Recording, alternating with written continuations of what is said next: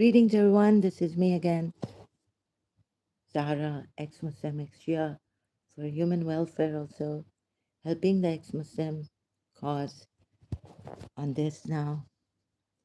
Let's see. So since Muslims coming here not cooperating with me, I've done enough help. So those who won't listen, those who won't see, those who won't use the reason in what I've shown them again and again and what the other ex-Muslims, true ex-Muslims have shown, there should be no punishment for blasphemy. Since you see, last time also I showed you this ayat Surah Sabah at 46, Allah says, reflect in twos or, in singly or in twos. Your companion is not mad. But what if you find after reflection that he is, right? Then can you not publicize it? Another thing is very strong, very severe punishments, as we have seen for hypocrites.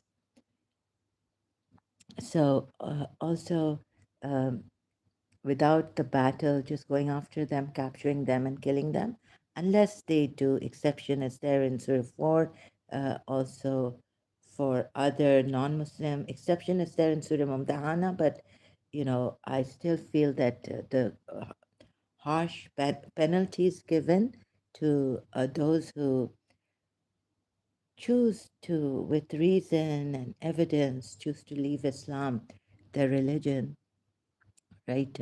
Um, Islam has this, and this should not be there, right? So, and also, who is more unjust than one who is invited, one who is invited to Islam and gives a lie to Allah? So, seeing that this, according to the evidence I found in the Quran ayats, and some doing my way of research on the Islamic history, um, and the hadiths, going to the hadiths, and all this, right? So I found that that this religion is false. A lot of evidence. So although we don't punish, or we're not going to punish those who have, this in this religion, being in this religion, and what punishments you have meted out. The Muslims, our thing is in a very non-violent way, and we are consistent with it. But for example, in Surah 33 at 60 to 61, God, that is so severe, strong a punishment for the hypocrites and those in whose hearts is a disease. And even the rumor mongers, they should be imprisoned rather than found and massacred, meaning with a complete massacring. In that way, Allah has conveyed, right? And that is in Surah 33 at 61. Shouldn't be like this. So also another thing is that psychopaths, and there are all sorts of people for religion. They use religion, spirituality as an escape, or psychopaths or murderers or rapists and killers, and all this using this religion, right? Like you can go into your women whenever you wish, beat them, violent people. So a lot is at stake in this religion, right? And they are given they're given the license then to go on and do what according to remaining in this Islam, saying, oh, kill this, death penalty, I will kill. See how Sharif Khan comes here again and again, fearlessly, yeah? This is a crime. And Jahilat is there too, so in that egoistic ignorance, educated people can become Jahil, but this one seems to be, he doesn't want to educate himself about Islam, doesn't want to see anything. He comes here, still keeps saying, go to this, psychiatric, seems to be unstable mind also. So I've kept this, I allow him to come here so you can see this, and there could be others, many, many others in Pakistan, extremists and all, using this religion, see, against their own moderate Muslims who are moderate, liberal, progressive. So a lot is at stake. And this is not a true religion then. People can use this. The murderers can use this, or what happens in Pakistan. Where was that article? How what is exploited? Blasphemy is exploited to what extent in Pakistan against non-Muslims, also minorities in Pakistan. They're not protected. And so if you drop accidentally a card, a visiting card or business card, with Muhammad's name or something, and even if you do it like, don't like something, there's so much, against Christians in Pakistan. This just human, like what Allah says is that He's going to take his, if he was lying, this prophet, in the sense that making up things in his name, in Allah's name, he would take his right hand, such violent way, and cut off his aorta. That means Allah hasn't even protected him, but that's not the point. The point is how extreme the Allah would punish, violently. How extreme is the punishment from Allah to a liar, a false prophet, who even makes up things against Allah's name, and that there is a possibility. So this is a violent religion. Allah's punishment for false prophets and all that, although we would not do that, right? But what we can do is, not for false prophets, what we can do is, as they go on, we go on, like we have now social media, free. Um, it's not like before, right? Only the media, rich, what you call that made media authorized and has money. Now we can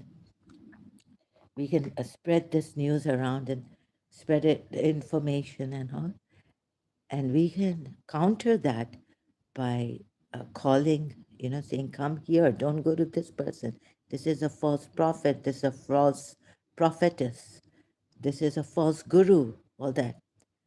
But if we can stop them in a way that is not violent like this, right? Prevent them, put them in reformatory, ask them, maybe the government also, in a way, peacefully, make them, the countries, respective countries, do this rather than these violent ways that give, also license to these violent people like Sharif Khan, and in Pakistan and wherever Muslims may be, violent people, human beings, to use this religion and no help coming, even the oppressed wife, maybe, no help coming for the oppressed wife who was beaten and on the pretext of being disobedient to me and all this. So, to what extent? A lot of oppression happening in this religion, violence, oppression. So, this should be taken care of in a more peaceful way, stop, or like what I'm doing here is that this religion is false, and please leave this religion. Says, as the Muslims leave this religion, it'll be less violence and less exploitation. But the exploiters would not leave this religion. They would want to have this religion for, like the Pakistani grooming gang. I call them rapists, rape gang in Britain, the British Pakistanis, what they have been doing. And it is, it reflects whatever they're doing, it's from their religion, they say. Or one video I saw. This also, some people can use this religion, or it comes from this religion, sex slaves and non-Muslim girls. You can use them. This is how, in what ways can this religion be taken and exploited? To what extent? Also, it's terrible, terrible, horrifying. And another thing is insult is not so. Insult is not insult is different from critical feedback, like you can publicize, and it's different. Insult aims to cause pain, drag down self-esteem, and are often malicious. So, criticism of a religion like Islam, all this should be allowed, right? Should be allowed. See the dangers. I've just a little bit gone through it briefly of Islam, right? Violence, this and that. So, and insult is not criticism. And so, even Allah says very, like, reflect here in Surah Sabah at 46 to the companions of Prophet Muhammad at that time. Uh, so, in every era, we should be allowed to reflect, although Allah hasn't put it properly here for all people. I don't know what he means by this, only this for the companion at that time. There is not in your companion. See, this is not well put for, and it cannot come from God, the true God also. Anyhow, the point here is that the companions were allowed to reflect individually and in pairs, right? And then give thought that there is not in your companion any madness, and this madness is due to which being possessed, or as they say, bewitched.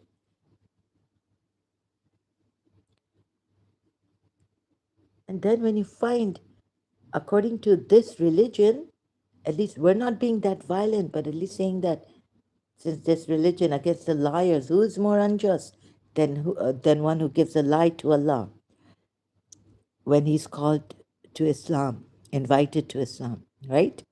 So who is more unjust? Like, not a rapist is more unjust, not a murderer, killer, mass killer. Mass murderer is not a not most unjust in this religion. And oppression now, that means that Allah, when Allah told Abraham, my covenant does not reach the zalimun, the oppressors, the cruel, the this and that, right? Unjust people. Zalimin or Zalimun in Surah, this ayat in the Quran about Ibrahim, God making him an imam, appointing him, testing him. So we thought oppression. So what kind of oppression we have to define it? And some people take it, Shias interpret oppression to be hurting someone or this or that, right? Being cruel to someone. It's included in this Quranic oppression word, but that's not true. So that could be true for them, how they interpret it. But those fasik, all these, right, cruel people, they're disbelievers.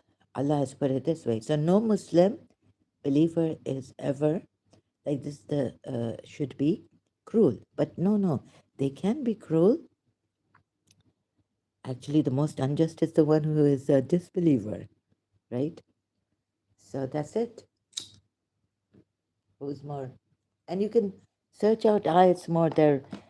Maybe there's something that another ayat like who is more unjust, right? Then what?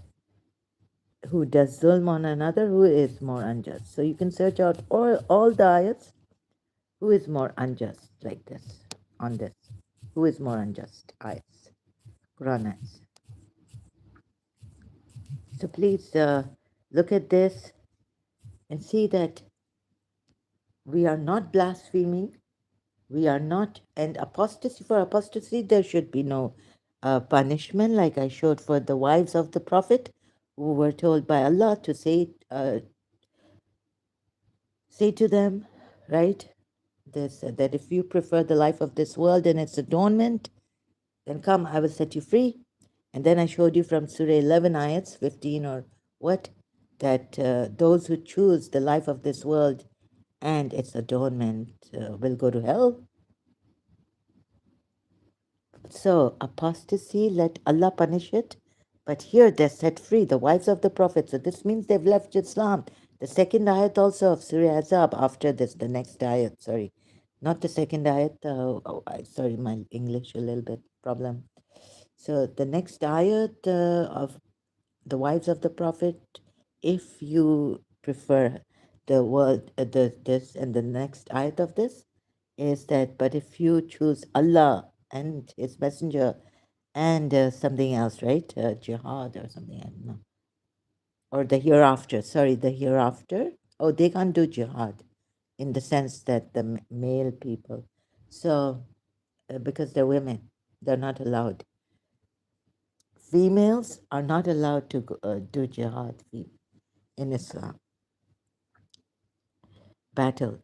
We can do battle against our the Muslim believers can do female Muslim believers can do battle against their nafs, but not the other battle. Only men are allowed. Male, male, even boys, 15 years of age. Okay, so the next ayat means you can see it means that they're told the wives of Prophet Muhammad are told you can leave Islam meaning and choose the world and its glitter and adornment. And but Allah will put you in hell, but freely release you now. So there should be no punishment. And the hadith which says if whoever changes their religion, kill them, of Prophet Muhammad goes against this. Sunnis also see this, right? So goes against the Quran ayats. The Quran ayat too. Sorry, sometimes I make these mistakes. If I made a mistake, I apologize. Forgetful and all this. I apologize, but trying my best. So if you can bear with me, I really appreciate it. I know it's kind of annoying. I make these mistakes. And who is more unjust than one who invents about Allah a lie? This is Surah Anam, ayat 21, but there are other ayats also on this. Who is more unjust? So you can see I have checked some ayats other than who does more wrong than those who fabricate lies against Allah or deny signs. Ooh, I checked in Quran.com. There are many ayats on who is more unjust, right? Now, Corpus Quran, Corpus Quran website. So now, this is Surah 10, ayat 17 also. And what is this? Why have they? Those who insult or annoy Allah and His Messenger cursed by Allah, and they will receive a punishment prepared for them in the hereafter, right? Meaning, so Muslims are not supposed to punish. And if you come to the conclusion through these ayats that you're supposed to punish them, see that is not right, right? Because then those who have evidence, the way they interpret an ayats are open to interpretation, Quran ayats. How many? I don't know, but they are. So if you punish them for inventing a lie about Allah, then in our own way, in our own interpretation, since if a Shia comes here, then he will have to also discuss with the Sunni, right? And he's in conflict with the Sunni about some ayat's interpretation. So you're being unjust to us, right? Like in our interpretation, you're not even united in the interpretation of Quran and some of the Quran ayats. So why blame us only, right? And say, oh, Sunnis and Shias are united. No, they're not. You're lying. Whoever like who uh, actually like Taimur said or Saklan had a Shia, you're lying. So the Shias even coming here lying to put us in the wrong, right? Against the Sunnis, and they know very well because I was a Shia. They can't lie to me here. They know very well that the Sunnis will go to hell because they don't believe in wilayat of Imam Ali and the imamat of Imam Ali. According to 12 Shias, Ismailis, I don't know what, I don't think,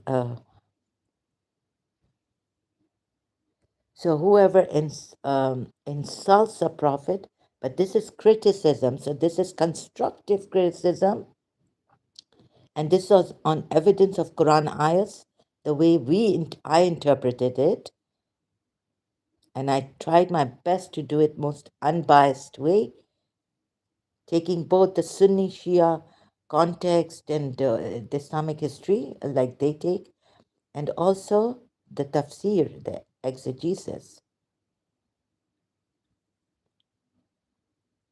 And I see that they can't come to one, and they have, the Sunnis have their dissenting view, religious scholars differing in the Sunni Islam to the tafsir experts, exegetes. This also is there. So, considering all this, and you're telling us that we are misinterpreting, we are the ones. No, it's not right to put that blame on us. You should say, yes, it is open to, at least say this, at least say that, yes, it is open to interpretation. Many interpretations, or, a few, but open to interpretation. Ambiguous, unclear ayahs. So, Surah 10, ayah 17, let me check. Who are the criminals? Surah 10, ayat 17. Who does more wrong than again? It's in, yeah. Who is most unjust? Not a pedophile. Oh, sorry, excuse me, that was a mistake. Is the sound coming properly? I have a lot to say. So, another thing is, I'll be talking about someone I recently found, a psychiatrist and a spiritual list on this Dr. Samuel Lee, right? So he says that forgiveness for pedophiles, since pedophilia came in this. So I will be talking about that. I hope I don't forget after this, or if someone doesn't come here and distract me away from what I want to talk later after finishing with this on. So who is more wrong, Aslamu, than he who invents against Allah a lie again, or denies his signs again, denying it? Who is more unjust? Not the one who is oppressing people, right? In what way? So in Islam, you have to consider in what way, uh, like the person oppressing another humanity against human beings. Islam is not for humanity. Islam is only for the truthful, according to what is true for this Islam, for it. Can you see this? And who is more unjust? Oh, we thought that saying la ilaha illallah, putting things in order, putting the true Allah in order, like where he belongs, or where,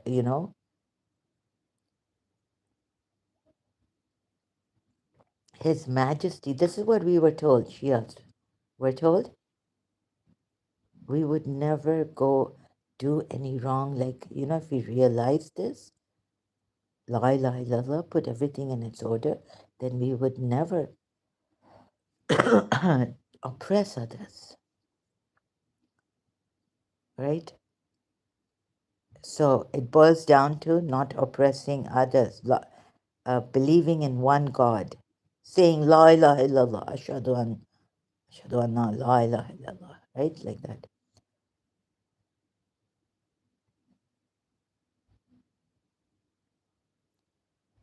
But the Shias, can you see this? Who is more unjust?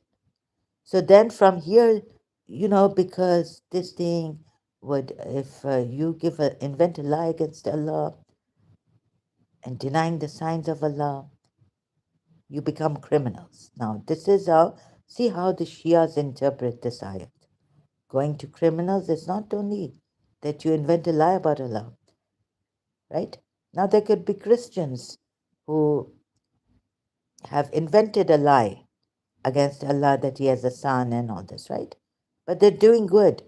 They may not be criminals, but Allah has called them criminals. So what the Shias, how the Shias interpret it, they could be good doers, like beneficial good, non-violent, for humanity, for their own Christians, doing good. You see where the Shias have failed. If the Shias, as if I'm not mistaken, like so this means that if you invent a lie about Allah, you would definitely become a criminal, do criminal acts, like whatever it's, but not according to the Quran, right? What is the good deed is? Not being good, forgiving your fellow human beings or things like that. Yeah, that is in the Quran, but it boils, actually, Shias, it boils down to not believing in Allah, even if you are a good person, doing good according to the definition of good, meaning harming no one, harming no one. At least you're not harming people. You're not encroaching upon their rights, the Universal Declaration of Human Rights. What is, doing good and not harming people? Meaning, the other person doesn't feel harm, fear, things like that from you, and hasn't, and doesn't feel you have violated, you have their privacy or encroached upon their privacy, their rights. So this is good, doing good. But that's not what Allah says here. Actually, it boils down to those who, even the good Christians, are criminals here.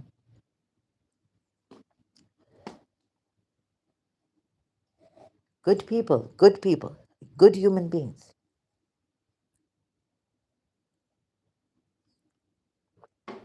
Because they've invented a lie against Allah. So your way of, coming down to the conclusion, criminals. Oh, and taking other ayats and like taking, maybe you want to take a Surah 4 ayat, right? Oppressed. Surah 4 ayat. Oppressed men, women. Will you not fight? Children. What number? 75. So you're saying, oh no, you have concluded from these ayats that no, that you shouldn't oppress men, women, and children, right? But that's not what your Allah said. I know you will conclude. And what is the matter with you? You deny every sign of Allah, then you become bad, right? Criminals. So you'll be oppressing men, women, and children as Christians. Think about it. Or Jews. No, they have their laws. Even polytheists wouldn't do this. Good polytheists, good human beings. And even atheists wouldn't do this. Good atheists. Wherever they say they get their moral. Wait a minute. Morals. Right now, forget morals. So human rights. All right. Think of that. How a philosopher like came to altruism and all this utilitarianism. Okay, you don't hurt anyone. What is good for you, or sometimes even like killing is. They say some philosophers who have come through to meaning that you can kill someone for something, your own way. Right, for your own good benefit. What would that be? In philosophy, and there's a story written by an author, forgetting the name of the author. Which one was it? This person, the character in this book, he kills for all the reasons that he thinks is right. So, anyhow, But see, the philosophers who have said don't kill and altruism and how they reached altruism, not through God's morality, uh, but Kant's morality or something like this said Hume's morality, so anyways, however they've reached, they wouldn't do this, right? Allah says that the mujrim and is denying the signs. So let's say he's denied this also, this ayat, because it's a sign from Allah. It's a ayat, uh, not just a verse. And what is the matter with you that you fight not in the cause of Allah? And the oppressed among men, women, and children who say, our Lord, take us out of this city of oppressive people and appoint for us from yourself a protector and appoint for us from yourself a helper. Right? So you say, okay, who denies this, then doesn't help, and uh, is oppressed. So they can be good people. But if the ones who deny this are bad, they don't help in this, they're oppressing people, can this be right? Or is this verse for like the Shia way or whoever the Muslims working out like that? So who is more unjust than he who invents a lie about Allah or denies his signs? Indeed, the criminals will not succeed. So whoever invents a lie about Allah for a minute, for you, yeah.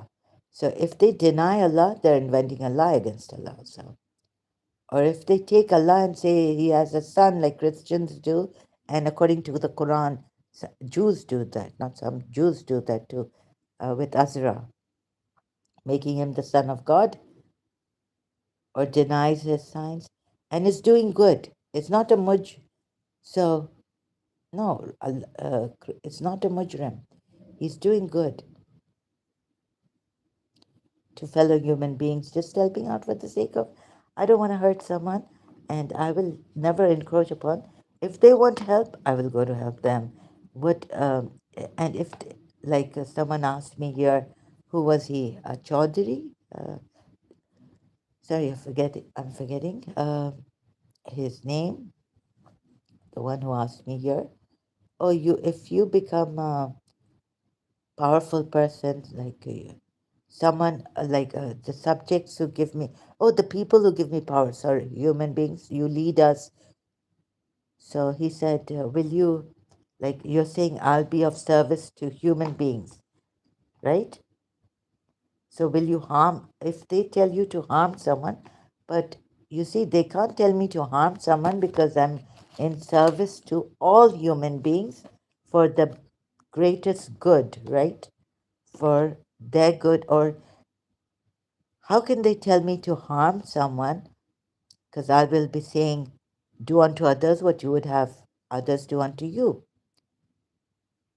So I'm in service to all of you. So another human being, if he comes and says, why are you going to harm me just because this person said to harm me? No, they can't. Even 10 people or who, like, it doesn't make sense, right? This question you asked me, the person who asked me, how can I harm the person? Because I am in service, even though with given power by the people, for the people. I'm for the people. Democracy, Abraham Lincoln defines for the people, by the people, and what else is the third one? I forgot. So, in democracy and all this, when the person gives us power in service to humanity, how can we harm another human being?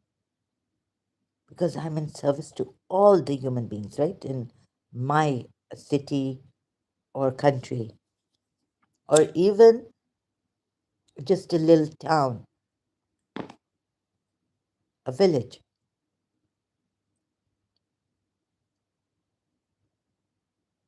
How can I harm someone? So the question should not come. But anyway, since it came up, this is what I would say, that service to my human beings would be if we harm this person. Why should we harm this person, right? I have that responsibility of being of service to you for your betterment, like not encroach upon your rights, not harm you, and all this. So how can we harm another person? We can't. We shouldn't. As you would like your betterment, so for the other, right? Would you like me to harm you if someone said you are in service? Another person said you are in service to me. Harm him. For wouldn't be it just collapse absurdity, right? So in service for the greater, for the good, not to harm people, encroach upon people's rights, human rights declaration, giving everyone the freedom to choose, the freedom for this, but freedom not is not that you encroach upon another person's freedom, all right? That would be wrong, right? So, for example, yeah, I can also give you an example that why I wouldn't harm another person if I'm in service to people, and they tell me to harm another person. I would say, what is this that says your rights? I have to protect your rights, so no one encroaches upon your rights, right? So how can we encroach upon another person's right? Having the freedom to live, having the freedom. We can't encroach by harming him, or you can't tell me to harm him. Everyone has the right freedom to live life. Unless they have harmed you, then you say that is justice, right? But in the Quran, sometimes justice is hazy, not, it's not justifiable. Only for the believers to take out the rancor from their hearts because the polities did this to them and that to them. That wouldn't be right, right? On one hand, Allah says, if they stop fighting you and us, want peace with you, then do not fight them, right? Then on the other hand, Allah has given Surah 9 ayat associate, and how can there be this and that, whatever reasons it collapses. And then they did something to you before, attacked you, and Allah doesn't put the word properly. Doesn't even put the word attack. They did this to you in the first place. What did they do to you in the first place? Attacked you, tried to kill you. Oh, in Surah Anfal, let's go to Surah Anfal and see they did this and the other ayat. So in Surah Tawbah ayat, but like Allah should put what they did in the first place. But in the first place, they could have attacked you, they could have harassed you, but now they want peace. Then, no, in the first place, and how could there be peace? You should fight them, so fight them because they attacked you first. So logic collapses, absurdity comes in.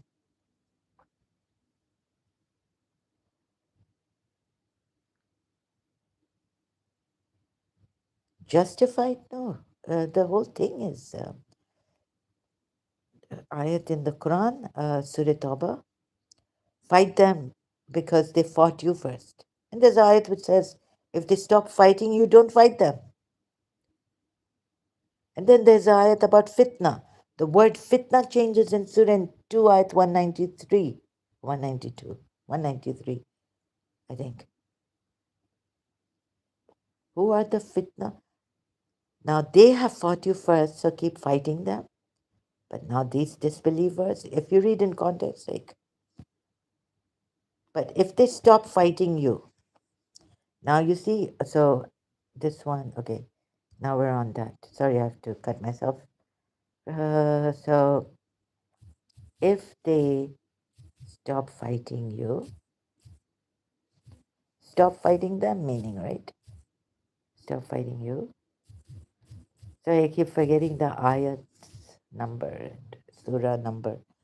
If they stop fighting you, then stop fighting them. But no, in some places, some ayats, you're told keep fighting them, like in Surah Baqarah ayat 193. And whether this ayat stop fire, then stop fighting them. So do you see how it collapses? Absurdity comes in and contradictions. It's Surah Baqarah to what? And they will not stop fighting you until they turn away from your faith, if they can. Now see this also. So why are you fighting them? Oh, are you fighting them because they don't want to come in your religion? Surah Baqarah. So instead of all that, show, not able to show you step by step Quran ayats now, just briefly going through them. They ask you about quickly going through. They ask you about the sacred what? About fighting their hands, say fighting their hands is a great sin, but averting from the way of Allah and disbelief in Him, and preventing Al Masjid Al Haram and the expulsion of its people therefrom are greater evil in the sight of Allah and fitna. It's greater than killing, and they will continue to fight you until they turn you back from your religion. Oh, so sorry. So here they're fighting you, and because they want you to turn back from your religion, right? And if they are able. Now, which non-Muslim is fighting you to turn you back, avert you from your religion? If they're talking about it, Christians and all this, this is not fighting. This is a critical examination, inviting you to Christianity, leave Islam. This is not fighting. There is less, it's not that violent. It's not violent at all, physically. You have an argument. There's not really physical violence. Anyways, now, who were averted? People. It says people, not believer. Oh, it means believers, you would say. But the polities, remember, were also believers in Allah, Masjid. They used to maintain Masjid al-Haram. Now you have taken them out in Surah Tawbah. So compare it with Surah Tawbah, this ayat, and you see the absurdity again. Contradictions upon contradictions. These are the people who say we believe in Allah also as a God, or maybe, what do they say? But partners with Allah, idol worshippers, and they were maintaining Masjid al-Haram, and they were also giving water to the pilgrims. They weren't doing any harm. In that ayat, doesn't Surah Tawbah ayat.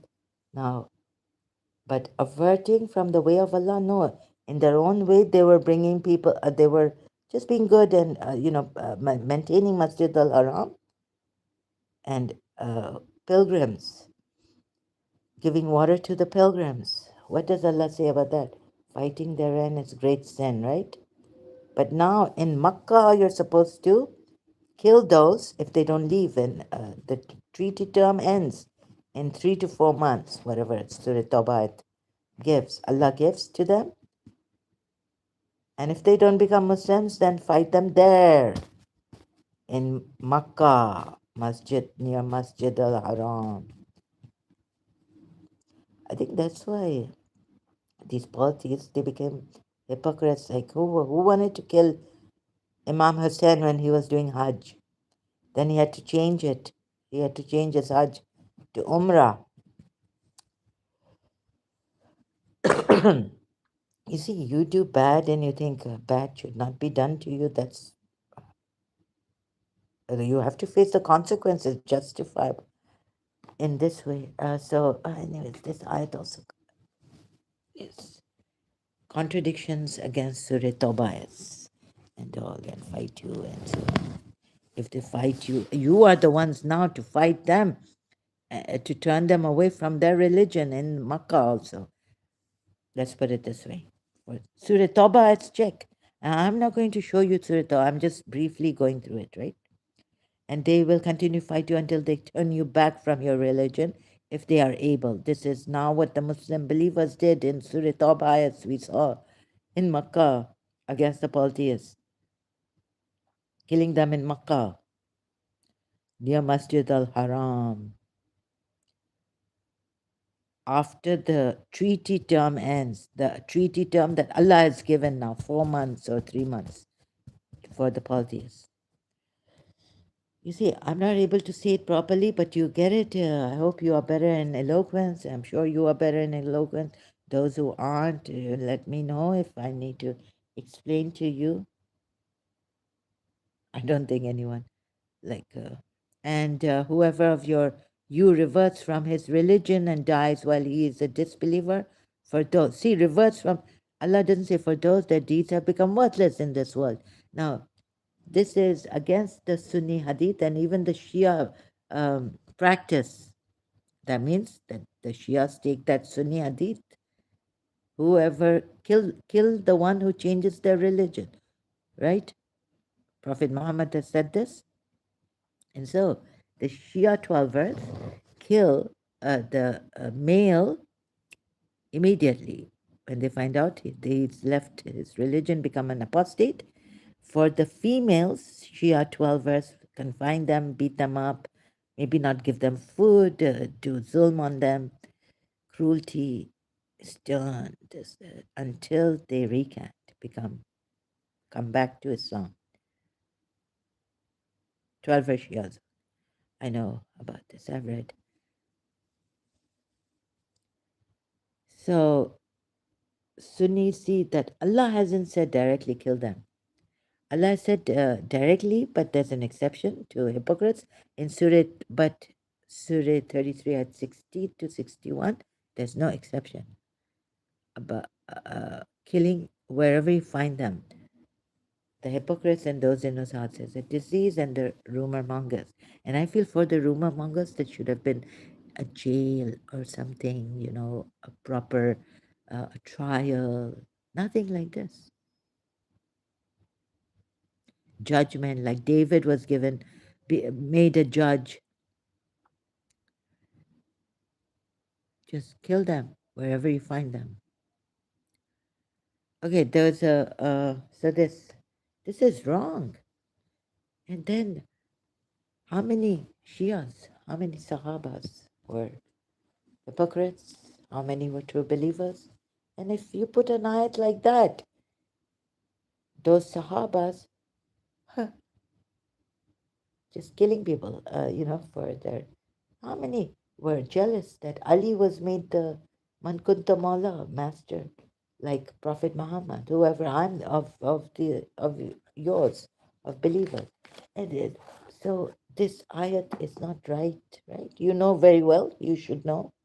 Even the Sahabas of Prophet Muhammad and even the wives of Prophet Muhammad, they could incite their, for ego and this and, rivalry, jealousy, and prejudice thing, against someone, malicious intent. No, Allah didn't see that and says to them, whereas He's telling us that there were hypocrites, and so there's no exception. And then He tells us, kill the hypocrites. The hypocrites killing the hypocrites. Surah 33 at 60 to 61. So did Allah make sure that Abu Bakr is not a hypocrite? Umar is not a... There's ayat against Abu Bakr too. In Surah Nur. So Abu Bakr, imagine, Abu Bakr killing a hypocrite when there's a Surah Nur ayat. Oh, I messed up, man. Surah Nur ayat 21. This is against Abu Bakr. Oh, believers, excuse me. So, um, oh, you who believe, now tell me, is Abu Bakr wrong, or when we come to Surah 33 at 60 to 61?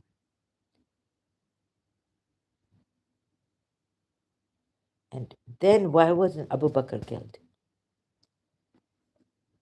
Abu Bakr can kill those hypocrites again. For the Sunnis, he's his first Rashidun Caliph.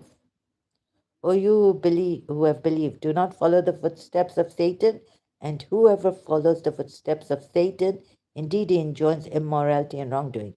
And if not for the favor of Allah upon you and his mercy, not one of no. Oh my God. It's about giving mitzvah, mitzvah. I think Dr. David would explain that hadith verse. It allures it. Oh, sorry. It alludes to Abu Bakr. Alludes to Abu Bakr. Verse against Abu Bakr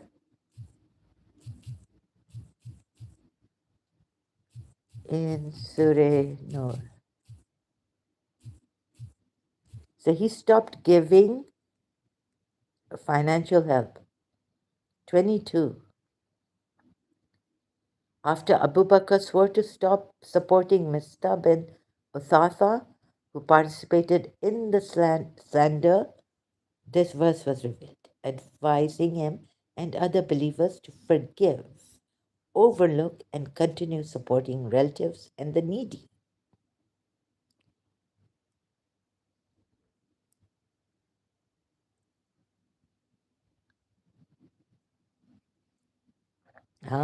Here, apostates, Muslims, you will not financially if they need help.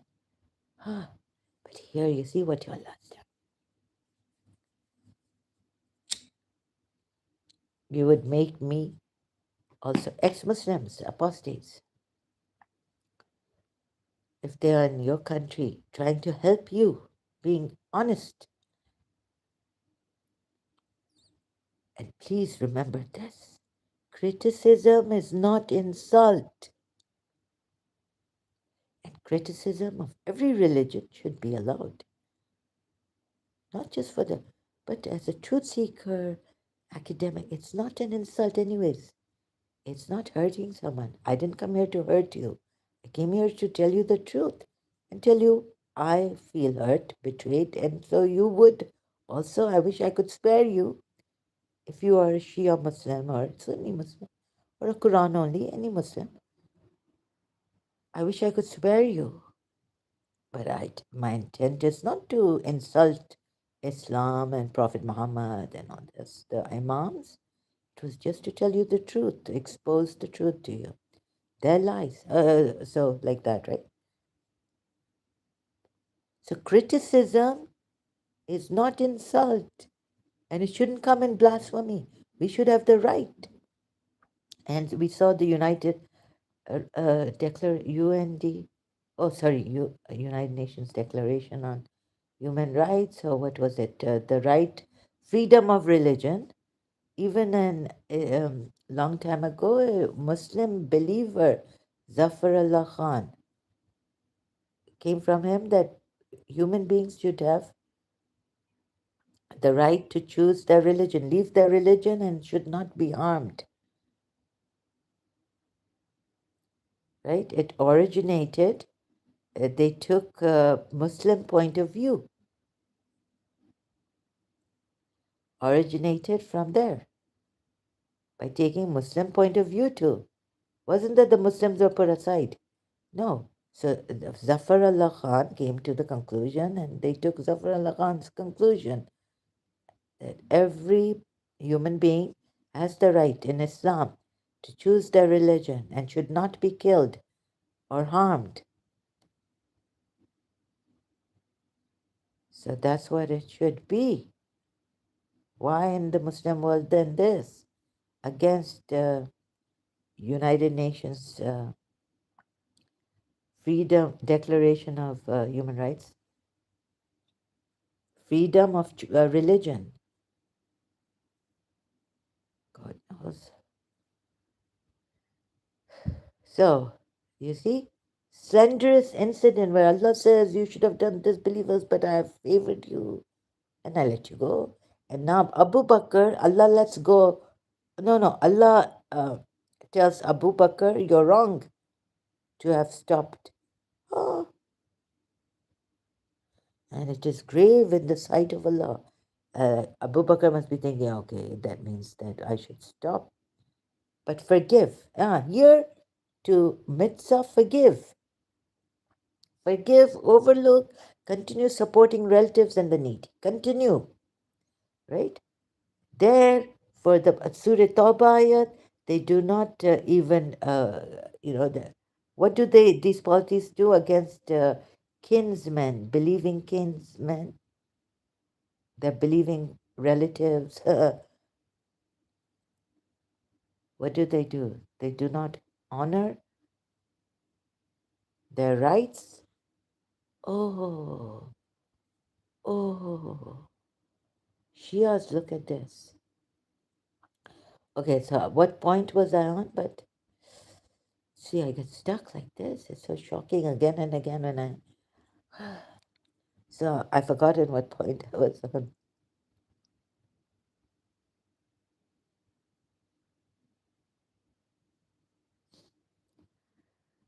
An apostate who wants to help the Muslims wanted to, huh? Not slandering anyone, not even Ummul Mumineen like Mr. But just showing you from Quran ayats the truth, exposing against Prophet Muhammad and this religion. This is critical. It's not slender like this. Like it's not slender at all. It's not slandering Islam at all. So you see how unfair your Allah is. Ah, so Mr. Slender. Now Pakistanis, you would wanna maybe like what I've seen Saad Aziz do against Agha Khani's Ismailis. Sorry, I keep kutte ki tum teri teri. Sorry. So yeah, I call them Agha Khanis mostly in my childhood. So sometimes Ismailis. So everyone knows them, right? By the Ismailis, not Agha Khanis. Oh, and I do this. Okay. Well, so um, you would wanna you could get to that level of psyche or reading this book or they said, but I read the Quran and my psyche went like, if I was a believer, I would, if I was a male also, I said, no, no, my Allah wants me to very strict extremism, stern with the disbelievers, and they don't, they're not afraid of the critics. That's how my husband or my brother should be, my father should be like that. So not just reading this book that they say Saad, and this is where Al Qaeda and all came from. Where is it? I had oops. So Saad Aziz did. Okay, let's again. Did Saad Aziz? I'm sorry, I have to cut myself. Kill. Oh my God. Can you believe this? I was telling you all this from the Quran ayahs, but I still can't believe it. I can't believe that a gentle person, it could change. Okay, even though I've said, yeah, reading the Quran, and if I was a believer, I would go into the extreme against moderate Muslims and all that, but I would think before holding that gun if I was a male, right? I don't know then. Maybe mentally inside he was killed did Saad Aziz kill Sabine? Sorry, I'm not capital. Sabine Mahmoud. Very quickly, yeah. So what I read that he was inspired by this book that the Al Qaeda Egyptian religious scholar. Oh, let's search it out. Inspired, and he asked someone, and there's a academic institution once. Do you know about this book? Inspired by a book written by the name I'm forgetting. Sorry, where did I read it? Which website? Bus Carnage.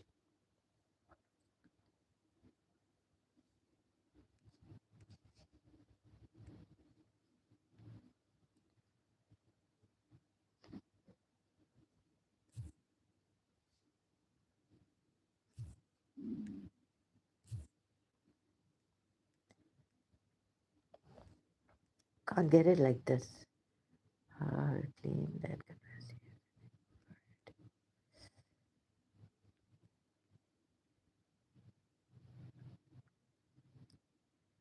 Have you read that book? Is it here? No.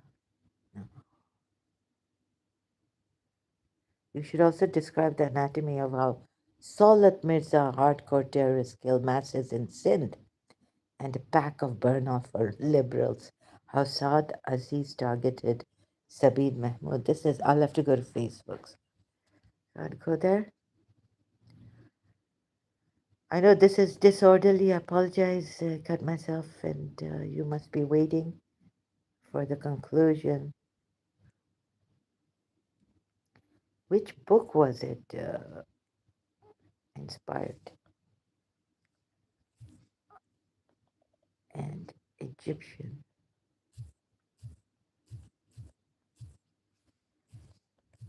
And no, it's when I read it.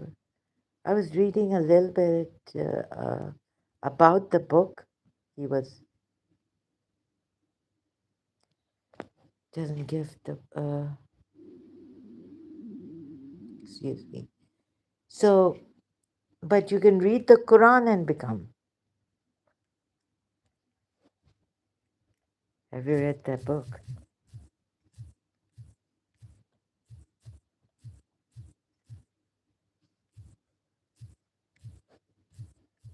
He tells someone. Let's see if I can find it like this.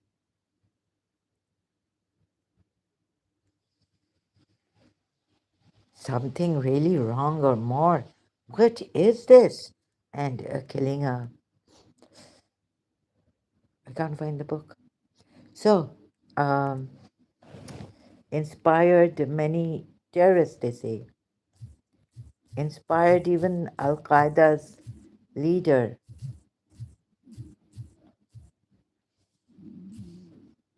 against the West, Osama bin Laden. Now I can't find it when I'm looking. Okay, so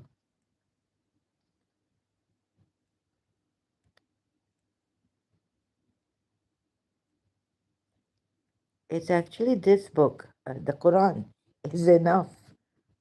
But to then, you see, this changed also. Like, I wouldn't want to pick, no, my Allah, but yeah, but in, I don't know what happens to these believers. Please, someone explain to me. Yes, I showed you from the Quran. It's like how terrible this Allah is. That's why I left him, right? So that's what you should do. But those who are like gentlemen, Saad was Saad Aziz, right? Killed in. How can then whatever happens to you is like the yeah. Oh, you know, when I'm at Surah Nur Ayat 1.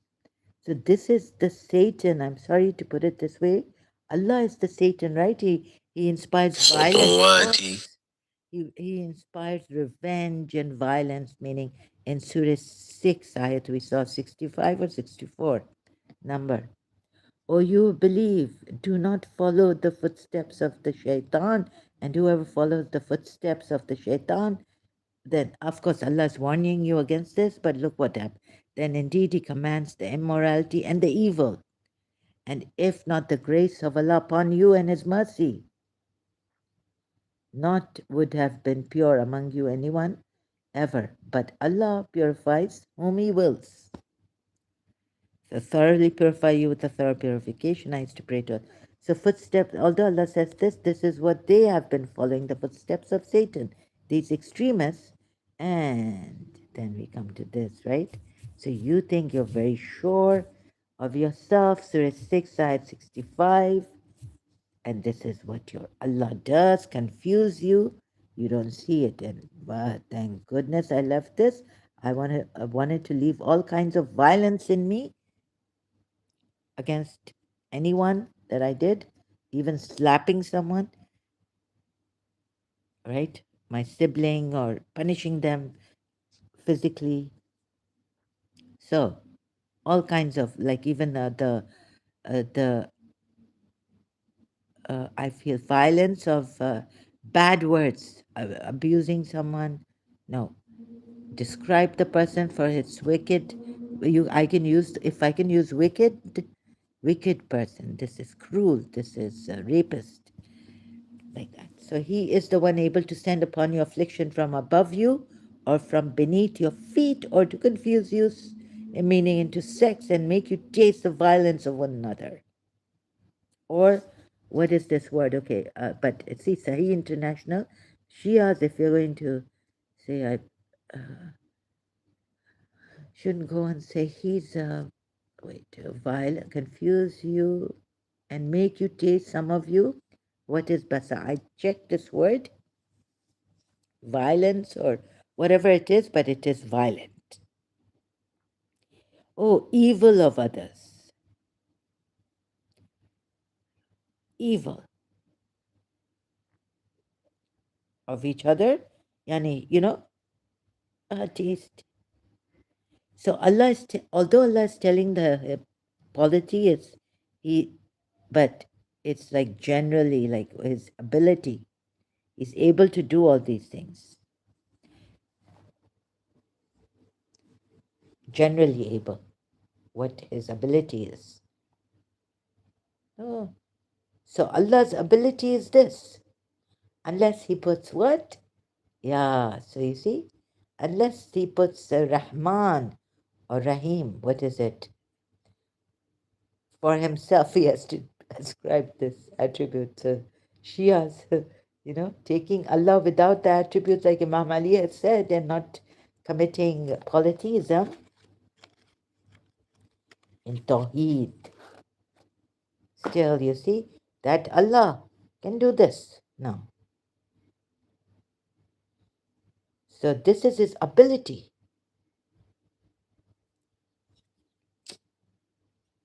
Okay, you may say that attribute now. I have to work this out also. Very interesting. Is this also capable? Al-Qadir, he's Al-Qadir. He's Al-Qadir, right? So it is an attribute of his. Okay, without this attribute, Allah is nothing. And so since he has to use this Al-Qadir, his attribute, and with using Al-Qadir, he can do all these things. Then he needs Al-Rahman, a decree upon himself. And that's how he puts it. And you say he means that for you people who have sinned, that he's decreed a Rahman on himself. That's not, see, that's why Imam Ali, in some ways, so in some ways, Allah himself is nothing without the attributes. So he's a Rahman too, but as Al-Qadir, what can he do?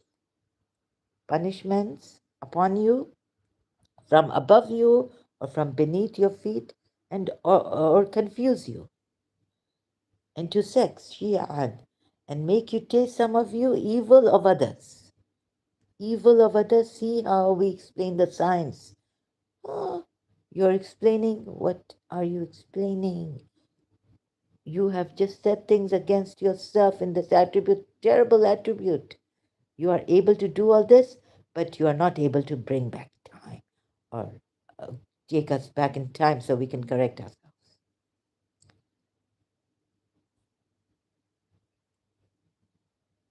So even in my tone, like Mother Teresa said, even in your looks, be gentle, be a healer. Like, looking at someone with angry at some anger. Oh, he did this to me, looking at him. Sometimes I looked at my teacher when her neighbor pressed me against the wall. That look. Are you going to close the door and allow him to manhandle me as you have? And close the door.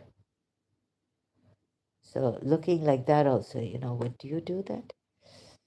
Allow this zulm happening. Sometimes no, but looking with anger at someone.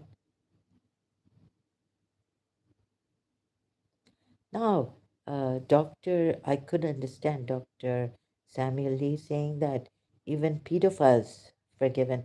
So he's using a little bit of Jesus Christ, but he's against that. The, the, the real Jesus Christ was born normally, I think, to Mary, and he went to Egypt and he learned from there the very ancient science and spirituality combined. And he brought back and said in the way he said. But Dr. Samuel, with due respect to him, says that pedophiles will be forgiven the more. I think in another video, if I can put things together, like the more love is about forgiveness. The more you forgive, the more love increases in you, right? But I feel that. Yeah, unconditional love increases in you. Forgiveness, you see, in in verse Corinthian, love. So this kind of love that increases in you, so that you allow evil and you forgive evil, right? Whatever evil has been, and there's no defense against evil. Then in the spirit, the Dr. Lee, this part, I'm sorry, I have to criticize, and it's not an insult. I don't mean to be rude. So Corinthians 13 is love does not delight in evil, but it yet you're some even the Christians say that forgiveness, right? And that's what Dr. Samuel Lee also says. B. Lee. Love is patient. Love does not delight in evil. So there, in love, like Radha Rani would not allow, her, those who know about her, and how shall I put it? Anyways, for now, let's put it like her bucks to Krishna's bucks, or her bucks to do evil. And when evil is done unto you, yes, love is the thing when you can't stop it, but you should. And there should be a punishment, not forgiveness. Now it's high time, right? And no, wait. From the very beginning, if you're told, love does not delight in evil, where is it? It does not dishonor others. It is not self seeking. It is not easily angered. It keeps no record of wrongs. Okay. Yes, here it says, but love does not delight in evil, but rejoices with the truth. Let's see if it does not keep a record of wrongs, meaning every time, like, maybe get this a little bit straight, I think. But it still loves you, but it will tell you, okay, next time, don't do this. Today, stop. Make amends, stop. Right? Don't hurt another. or don't hurt me, or don't hurt yourself. And okay, next time, little like a program that you stop, and then it doesn't keep a record, like because it forgives you, right? Forgives you, overlooks, and all this your wrongs. The day you make amends, it forgets. So this is, I think, what it means here. Not that you should be allowed. Love allows pedophiles, murderers, rapists, and forgives.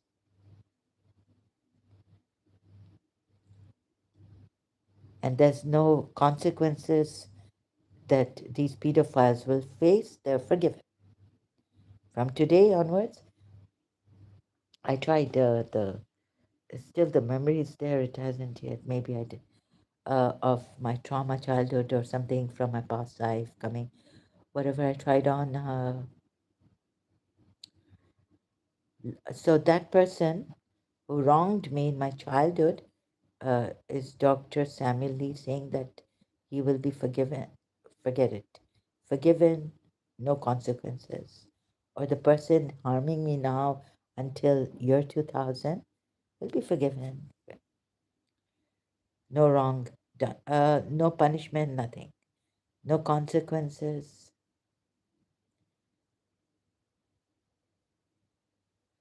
Yeah, the one we love, we can, whatever wrong is done to them, with we rejoice in the truth. Like I had this dream, my principal said, the truth, when seen, when witnessed, when seen, is beautiful, right? So whatever evil was done, and they don't delight in evil. Whatever evil man, whoever did evil to my principal, my loved one, or my mother, or father, or brothers, or sister, or me, we delight, we rejoice with the truth as we find the truth today or tomorrow or now, right? We're rejoicing in the truth. But this doesn't mean we should allow evil to be done. Those loved ones, and forgive those who did evil to our loved ones, or, just harmed them, uh, evil to them, or to anyone, human being, that they should be forgiven and they should not face the consequences, knowing that it's a law you should follow.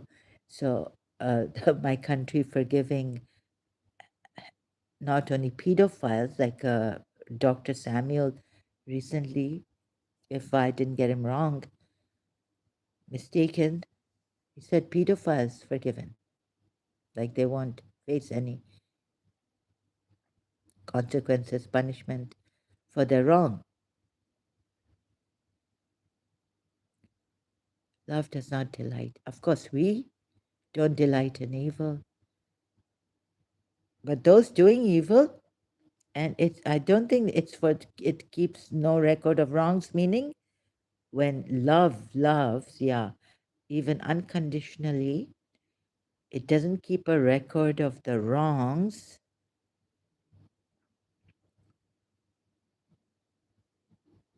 So, all my beloved, or something, Radharani coming back and saying, all you Hindus, anyone who has been wronged, let's delight in, rejoice with the truth that love is the greatest, and we are love, this and that. We can do that.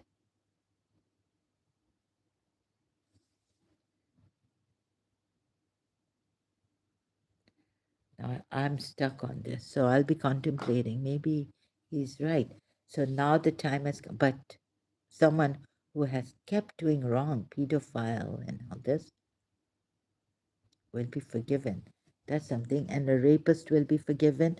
And also this one recently in India, what's happened at the airport, Bangalore airport, or where? Oh my God. So this is, I just can't take these kind of things. Korean tourist molested by airport staff. He's a Muslim Indian. NDTV Prophet channel. And so he will be forgiven, like, you know, due to this immense love. Afan Ahmad will be forgiven due to immense love. And he hasn't even followed his, perhaps, or what, his religion. God knows. So here, where I can't bring religion in, but for the British Pakistani rapists, gang rapists, I think I would say inspired by this religion to rape, and Saad Aziz inspired by this religion to kill. Take the gun and ruthlessly carnage. Ismailis, like, look, they're in a bus. Why this particular bus? Pink. Oh, pink tea. Oh, sorry, excuse me. I'm trying to, okay, there's an online case also. Since, I don't know. So they were going in a pink bus. There were women. Okay, they were told leave the children. There are two children there or something. Two children or more. They said leave the children. But these particular, why would Saad Aziz target uh, poor, the poor, Ismailis? They're going in a bus to work. Even in the Quran, like hypocrites about hypocrites, right? Uh, I can't understand. Even the Quran, being an ex-Muslim now, said so much wherever. So that means for him, Surah 4, Ayat 88, 89, 90, 91, 92 collapsed. The exception collapsed. Surah Mumtahana Ayat, exception collapsed. Or Allah says haram, like what Aka Medipuya said. Non-violent even, oh, those are the disbelievers, non-Muslims. You're not allowed. If they're not violent with you, and he's the Surah Fusilat has collapsed, like right. Do- but these are hypocrites in his religion. He feels who what? So just go and carnage. Sabine Mahmood also, but Sabine Mahmood was a moderate Muslim, right? A liberal Muslim, but a Muslim, like, go and shoot them in the face wherever head. Mother sitting with their daughter. I don't understand this. And then would Dr. Samuel Lee say that they would be forgiven, no consequences they would need to face because so much love and love, when love forgives so much, love grows inside.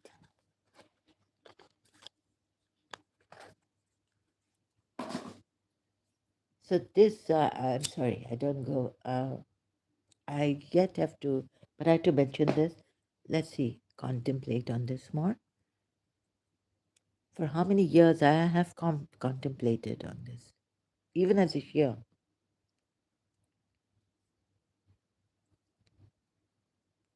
No consequence. And love forgives, bearing no consequences. Okay?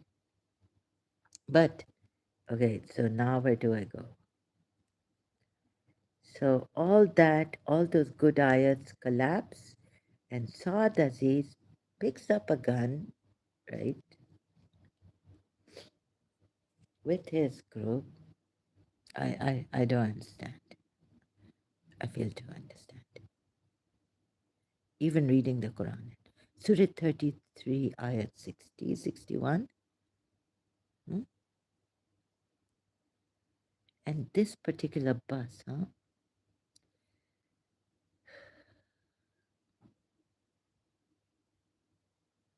Anyways, I just don't understand. Again, I try to explain to myself, maybe in the heat of the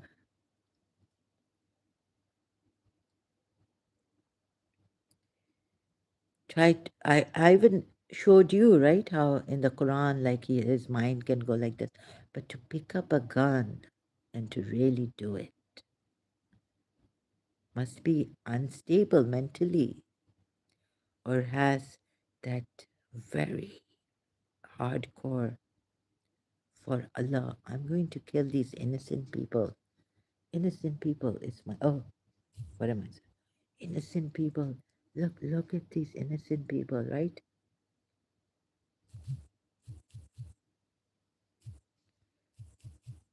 Hardcore.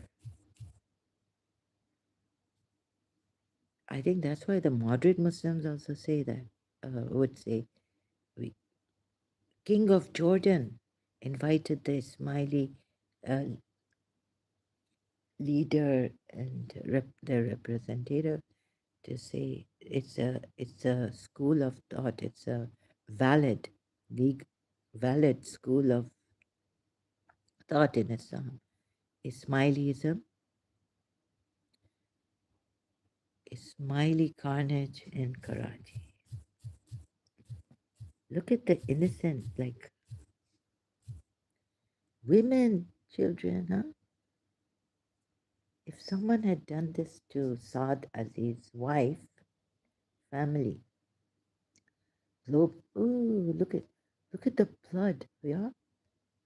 Al Jazeera, Pakistan, global condolences. Sorry, I'm angry, I'm sad, I'm a smiley. BBC, enough is enough. Amnesty International, very good. Like recently, there are times I was angry at even the absolutely wonderful Imam, you know, Ismaili. But that doesn't mean this is non-violent. This anger is, I hope my anger doesn't turn into something like Saad Aziz. Hmm? Salim Lalani, like go on social media, move, jo, like, okay, he's been mistreated, he's been excommunicated, his wife left him, this, that. He didn't go killing like this. What is this? Even reading the Quran ayats and showing you afterwards, I was like, no, no, I can't do this. Even though I told my teacher once, 1989, who have you promised? Have you promised God not to see me? She said, no. Then I said, I will kill the person who you have promised not to see me. And she used to say what you mean. So now, since in the separation years, I said it, and that means I mean it. So she told me, if you kill any, of course I'm not going to kill the person who, it just, we're like, sorry, I was like this, like I hate this person but I don't go killing, although I, like, and some of us are like this, like I also saw my principal, I'd given her a mug and she said if that clerk in the school, if he breaks this mug, I will crack his head or something. And of course, she's not going to do that. I will break his head. I said, no, no, mommy. So I was in her house. She was in Hamdard. I will break his head if he breaks this mug. So you put hot water in it.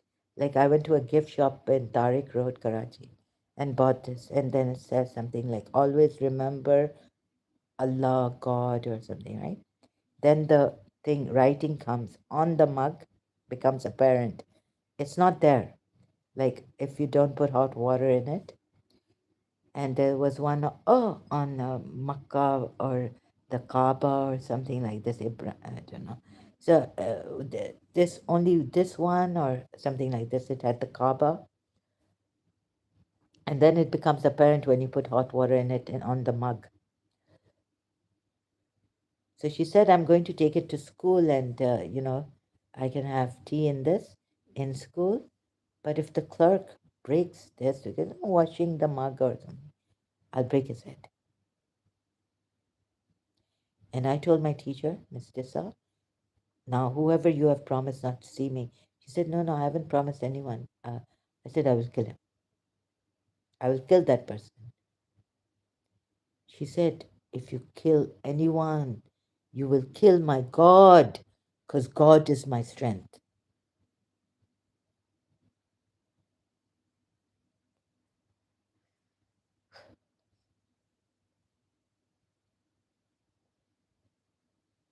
So I can't believe, like you see the things I saw. Maybe I could kill someone who,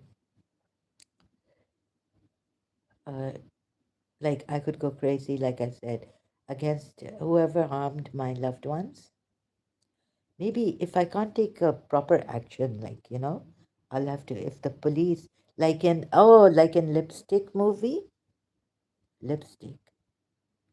So let's go to the last scene. Like what fails? Huh?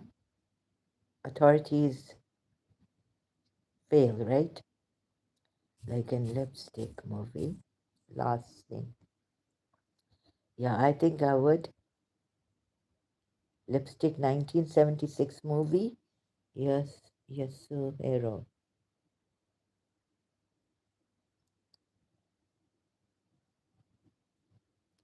So this I've said on Facebook, and I made a book. Oh, sorry, made a group. Made a group. Oh, my neighbors are going to end this fight. Um, I think they must have had enough with me. I hope they pray that I sleep in the proper timing. So my nights have turned into days, and days have turned into nights.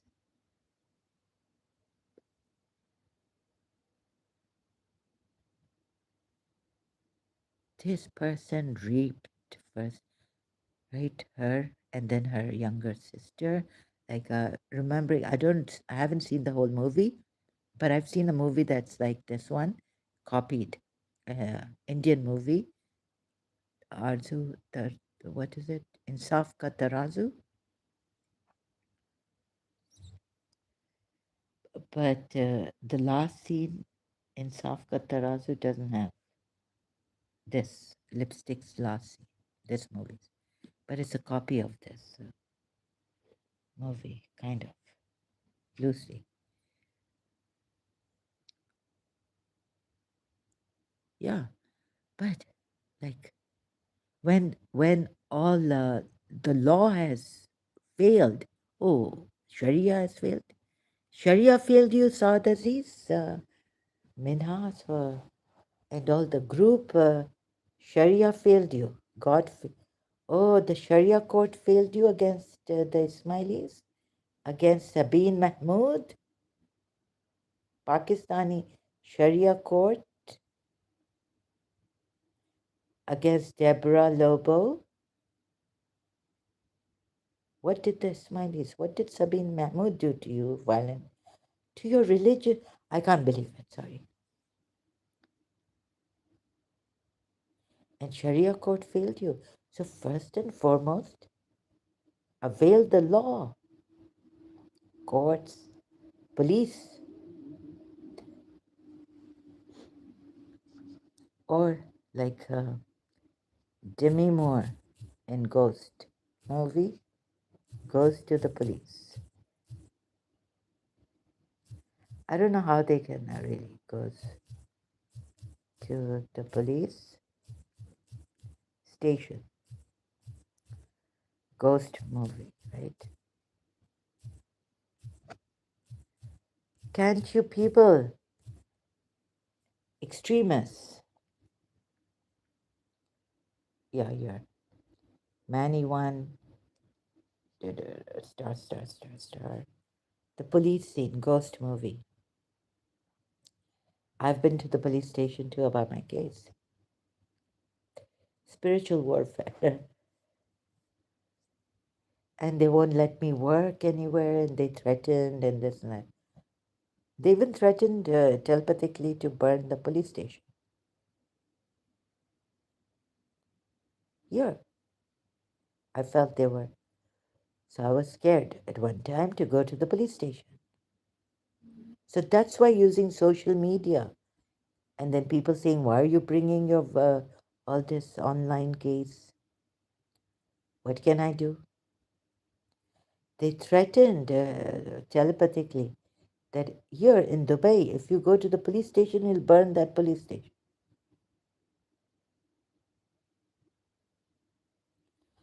And the policeman that came here to help me about a certain market product problem, he died. He passed away. Dubai police man.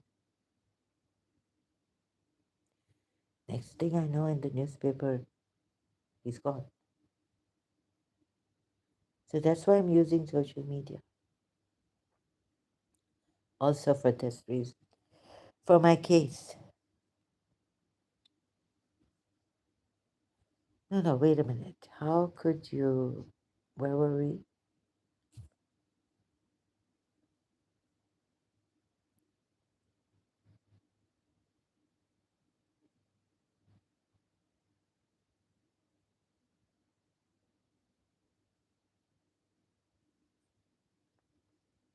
I can't believe this. So you see the criminals maybe hidden inside, although very gentle and all this. This religion can make such religion also, like, of course, out of religion also there are criminals, murderers, and all this, but religion just gives them an incentive, right? More of an incentive to do this. Serial killers, psychopaths, but they look very kind and very gentle. Once I read an article on in a magazine, foreign, like Vogue fashion magazine, that a rapist can be your neighbor, your best friend, your cousin, who come, like, and they're so kind and quiet.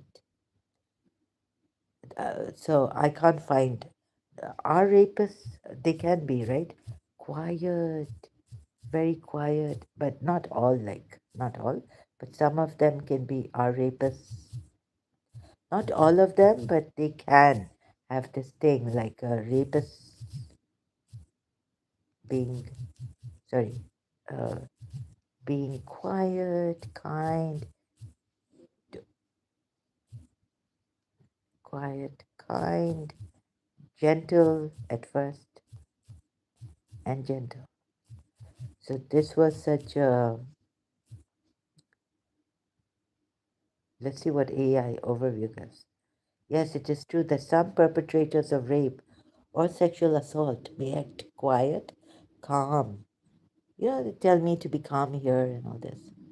Those who tell me could, well, anyways, like not everyone, but just so calm, kind, or gentle before, during, or after an assault. Ooh, sexual assault is not always violent, loud, or aggressive. It can be deceptive and manipulative.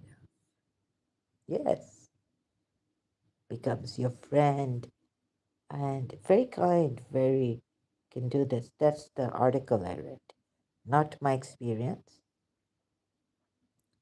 Based on psychological insights and survivor testimonies, here are key points regarding this behavior. So, when I saw violence, for sure, in my religion, I left it also. Not, I mean, this is one of the reasons, yes. Why would Allah, this true Allah, cannot encourage such things because they are hypocrites. And the hypocrite Muslims can say, oh, we are the believers, we are the true ones, this is the true Islam. And then, do what they in the name of Allah and Prophet Muhammad and Islam. You see, so much is at stake. Please find another thing, another way. God, not this religion, Islam. Excuse me. Deceptive tactics. Some abusers act very friendly, yeah, and trustworthy to gain a potential victim's confidence or to lower their guard. Then coercion over violence. Rape can be accomplished through persuasion, manipulation, or taking advantage of a situation rather than brute force. Gentle coercion used. Some attackers may use a calm demeanor to coerce a victim, right? Making them feel that saying no is difficult, especially if they are in a trusting, professional, or familiar relationship with the person.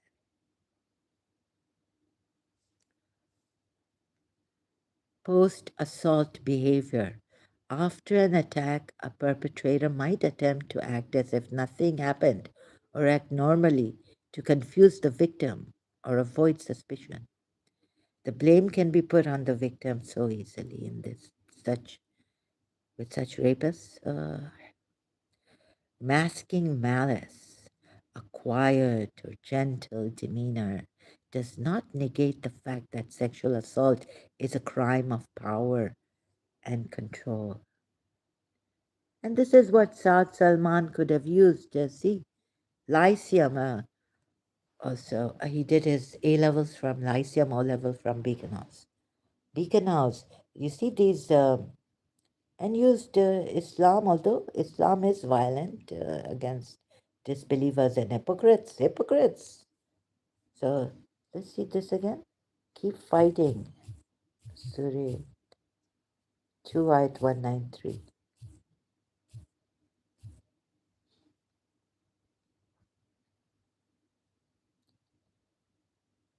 Oh, these are I was on videos.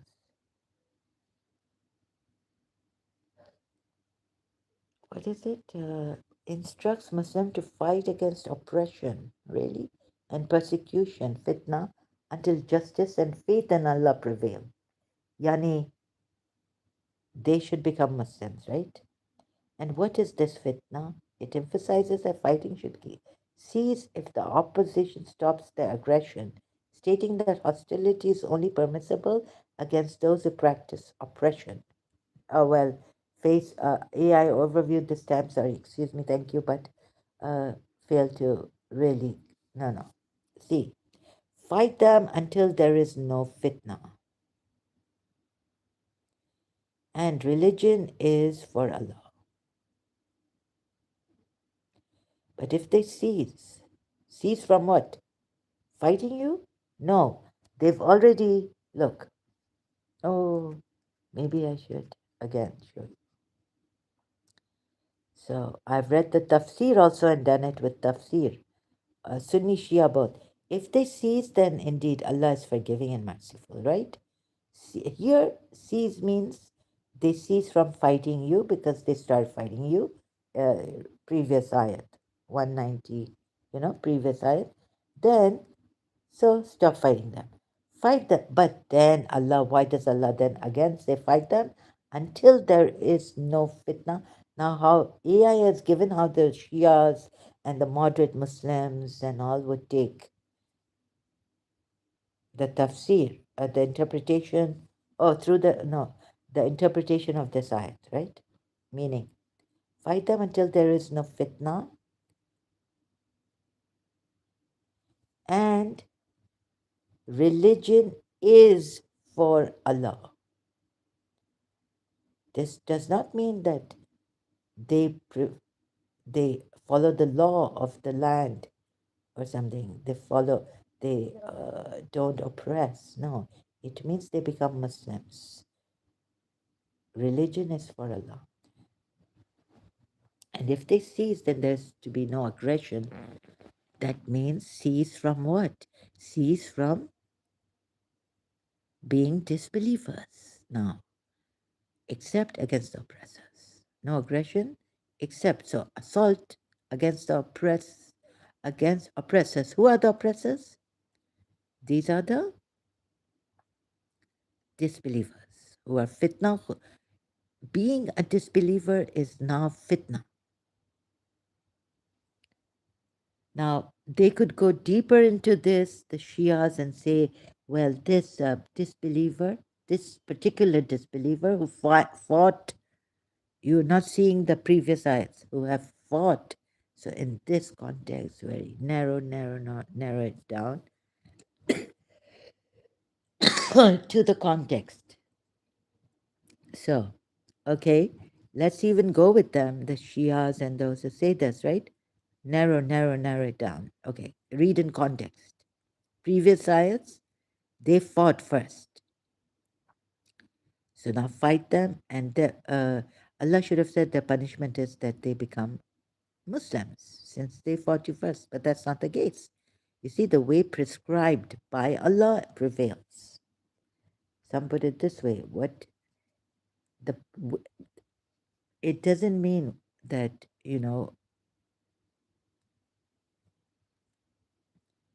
way prescribed by Allah prevails, right? Could this also mean, like against the polytheists who were giving water to the pilgrimage? Now you're not supposed to give water to the pilgrimage. Now you're not supposed to maintain Masjid al Haram. But these are the ones fighting them. Let's go back. Okay. They're fighting you and you're fighting them back. And now Allah says, if they stop fighting you, stop fighting them. Also, this. Now, why keep fighting them? So you're going to, like what you do when you say go deeper and look at the previous ayat and in context. But now, why does Allah keep saying fight? They've stopped fighting you, right? So what they say is that religion, that okay, stop fighting. But now, also make sure that their fitna ends, right? That's what the Shias and all will say. Fitna is that they've been fighting and they're against you, the hostilities, and they have kept being hostile towards you. So even that hostility against you should stop. So keep fighting that. So there should be no room for hostility in Makkah and Medina, right in context, against the Muslims. Keep fighting that. Now make sure that this fitna ends completely. No hostility against you, Muslim believers, and against Islam and against the Prophet of Islam. So keep fighting them until there is no fitna now. From them, even though they've stopped, but the hostility is in them, right? Why not take it like this? And becomes the religion for Allah. Not the, yeah, so what Allah has prescribed. So in them, so they should now, don't you think that's what it is? Not that the rule that you should not do mischief, this is what Islam says. So at least Allah saying peace on earth against Muslims also, different religion. So you should not have hostilities. Allow Islam to spread or something like this, and they should practice Islam. Allow them to practice Islam. These believers here, context, in context, and religion, and religion for Allah doesn't mean, it means that you become, doesn't mean that what I just said, what you would agree to, Shias. It means that they become Muslim believers. Then if they cease from becoming disbelievers, remaining disbelievers, sorry, not becoming, remaining disbelievers, if they cease from remaining polytheists, let there be no hostility. Now, you have an hostility, so you shouldn't have a hostility against them, right?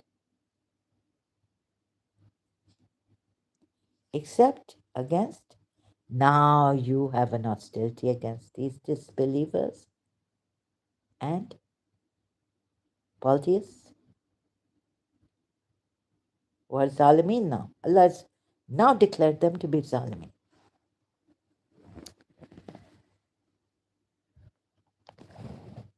Okay, so back to Saad Aziz and his terrorists, killers. Horrific. So, do you think that would make him pick up the gun?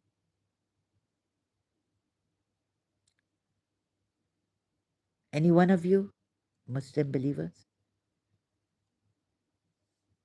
Shia is becoming extremist. Like when I explained to you, oh yes, Zara has explained this true religion. This is how we should do against. We should go against. Would it make you pick up the gun? Forget that book, Egyptian scholar book, Islamic scholar book that changed Saad, right? Changed or inspired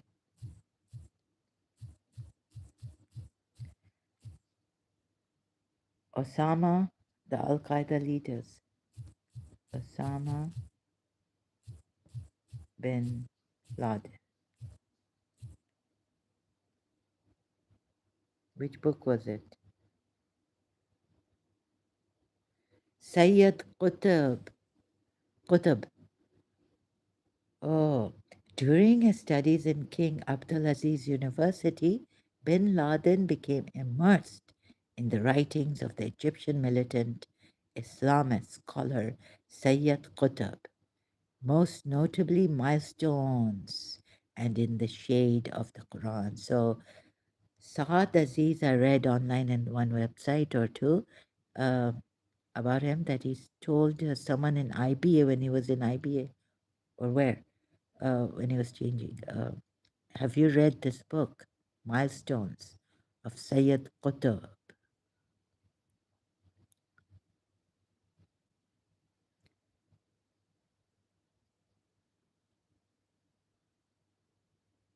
Oh, this is not AI. Okay. I don't want to go in Wikipedia. Thank you, Wikipedia. So this is the one, right? Is this the man who inspired Bin Laden of one, The Guardian? I don't want to go into The Guardian, read too much on this.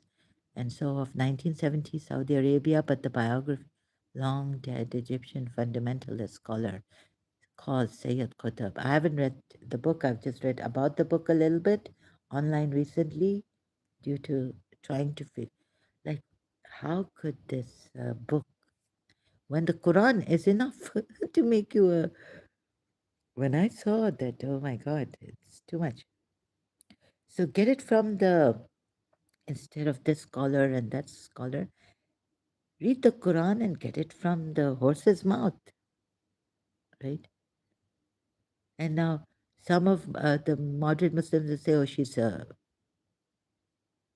making the Quran seem like it is a terrorist book, a book where it can inspire.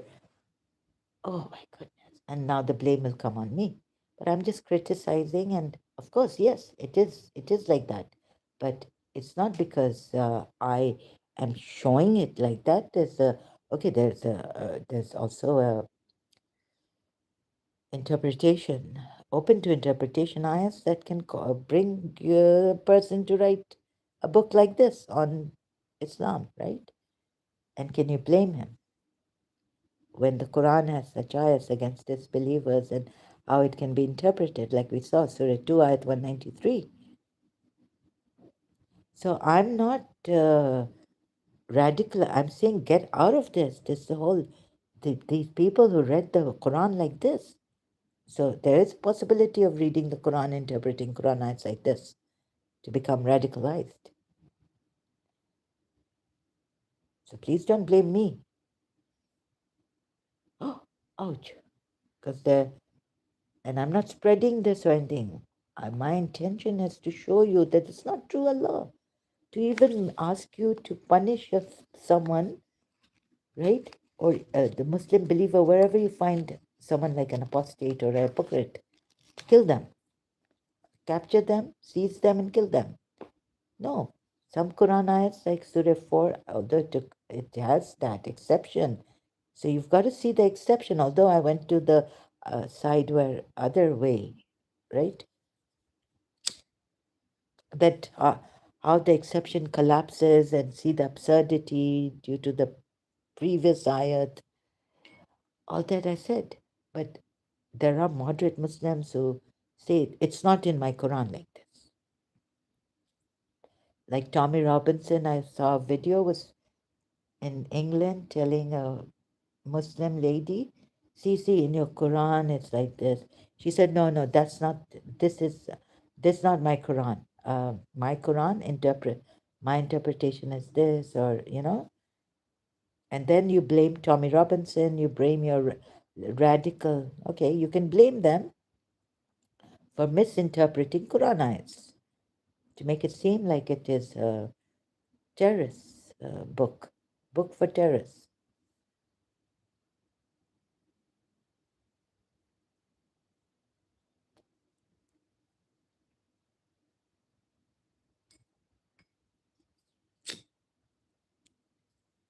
Okay, how much time? Sorry, excuse me, I'm not well, so I have to. And there's a lot of pain. I'm in lots of pain, and I guess since year 2000, whatever they did, or then I had to have something. This inside of me, my God, it's like someone's taking my. There's no oil in the car. There's no water. Can't drink water. There's no. Um, so my car is getting heated, and I'm on heated, and the smoke is coming out of. I can't take. Oh, it's so terrible, everything. But maybe it had to. They wouldn't let me meet my mummy principal, or even mummy Thadam. So she was helping me, my principal. Anyhow, but it's so painful, so painful. I cannot tell you. It's my balance off, and uh, it's so painful. I wanted to go out, but it rained, and thinking, but can't. No energy, no mind power, no positive.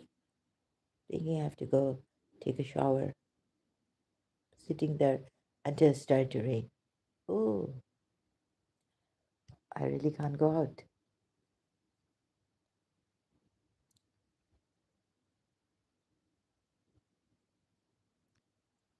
Oh, and there's work on. And then later on, I'm thinking, no, I have to go out.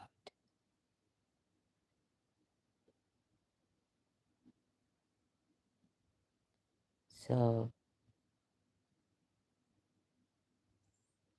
at least they've given me security here, my building.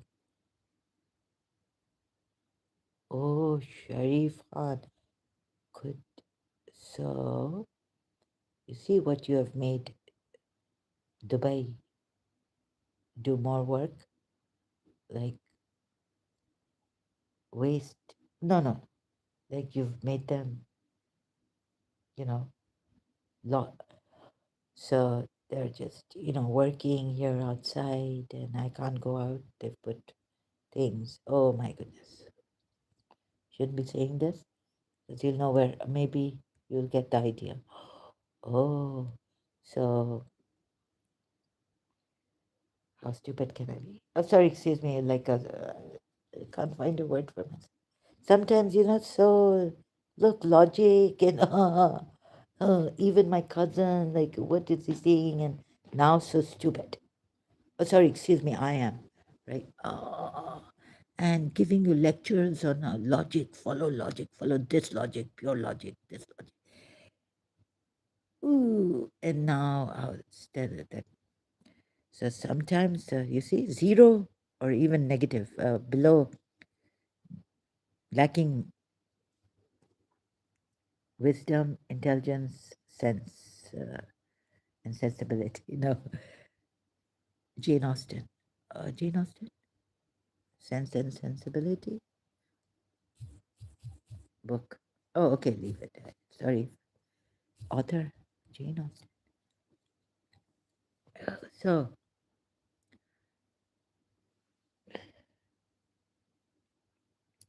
I can't go,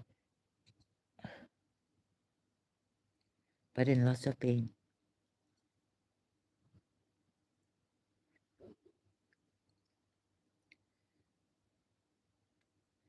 Oh, so more work. The poor people at the. I know Dubai is not poor, but still, like. Oh, thank you for. Um,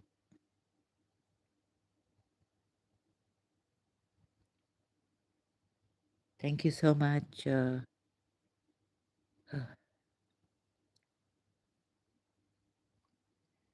So you see, the murderers want to murder and use this to no extent, exploit. So God, knowing there are hypocrites, knowing.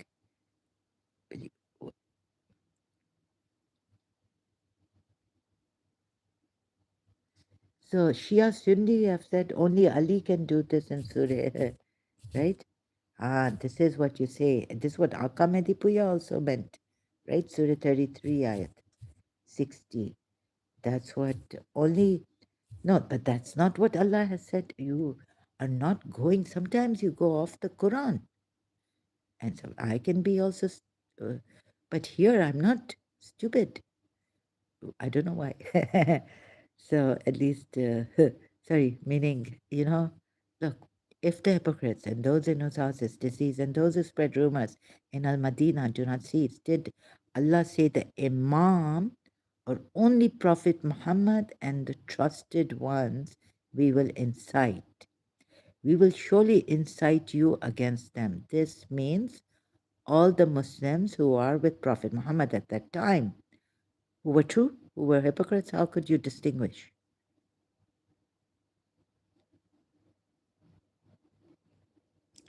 So this means that Allah should have put a mark on the hypocrites and the ones in whose house is a disease for. So only Imam Ali can see it. Like, oh yes, this. But to put it so generally, then they will not. So you would say, oh, the Shias go into a deeper context, like, you know, this thing, what? Making it less and less. What's that English word for it? Macro, look at it through the micro lens. Only Imam Ali can do this after Prophet Muhammad, or at Prophet Muhammad's time, right?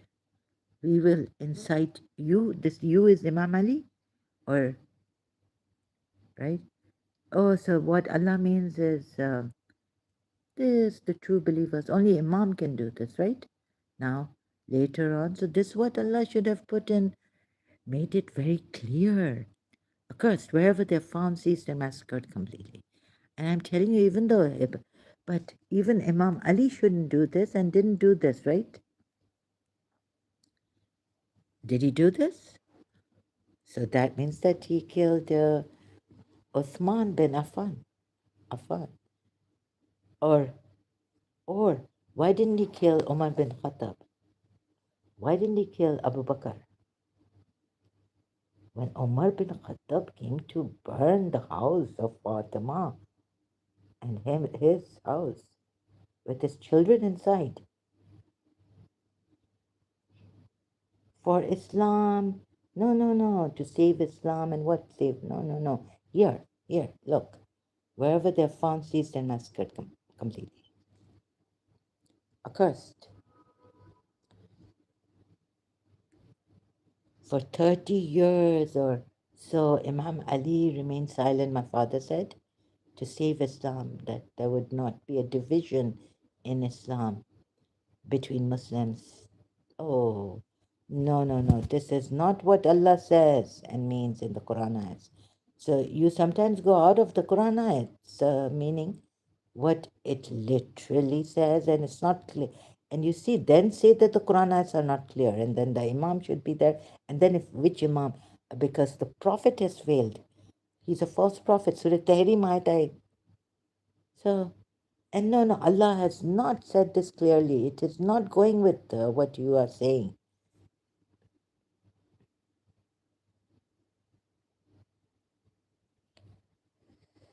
So you have been indoctrinated in your own way for peaceful Islam and this, and I have to show you this is, and so this can be taken by a Muslim, and even by you, peaceful.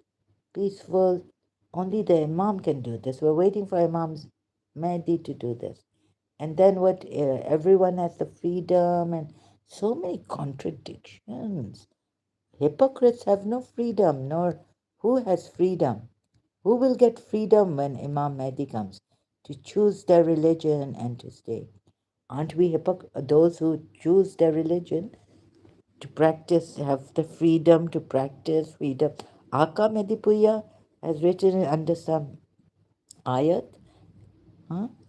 Imam Mahdi will come and give freedom. Aren't these hypocrites? Imam Mahdi, when he comes, he should find every hypocrite, every one in whose heart is a disease, and who stir up sedition, and kill them, massacre them, the complete massacring.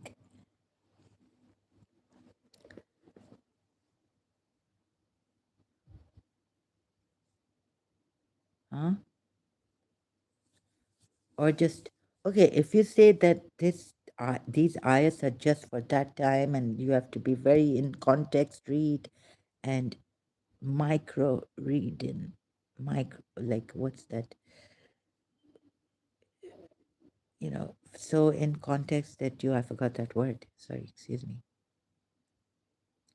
then Allah should have put it like that, right? Or tell me another Quran ayat that will apply to this, and so it will mean that it is very much in context read, like you say, Shias and the peaceful Muslims.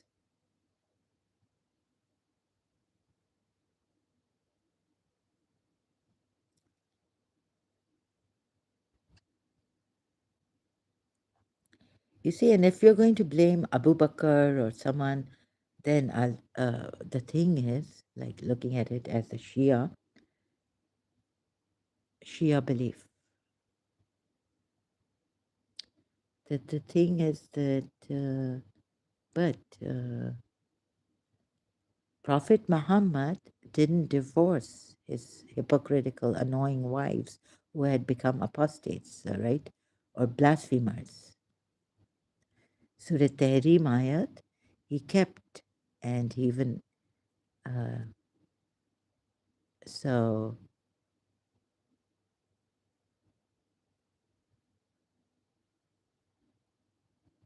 this could mean that he, in a way, was complicit against Abu Bakr also. Should have said there and then that these are the hypocrites.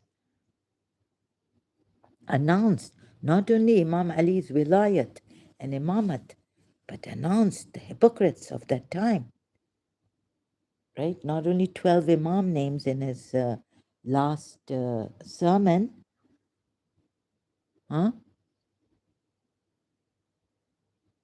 'Cause it's very, very important that Imam Ali, and before Imam Ali, Prophet Muhammad should have announced, look, these are the hypocrites.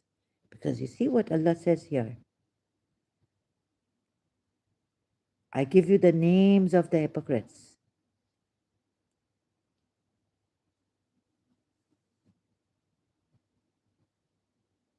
right? So the names of the hypocrites should be given by Allah. And thus to Prophet Muhammad to announce all the names of the hypocrites at that time. and those in whose hearts is the disease. And of course, those who stir up sedition in the city, you would know. So bring a whole jam, like assembly council, sit and say, these are the hypocrites. See, this, it, God.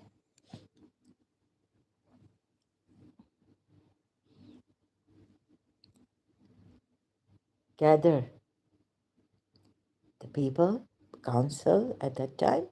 Prophet Muhammad should have said, this is serious. Like Abu Bakr could go killing someone and you say he's a hypocrite. Aisha could have incited, like Aisha incited for in the battle of Jamal, right?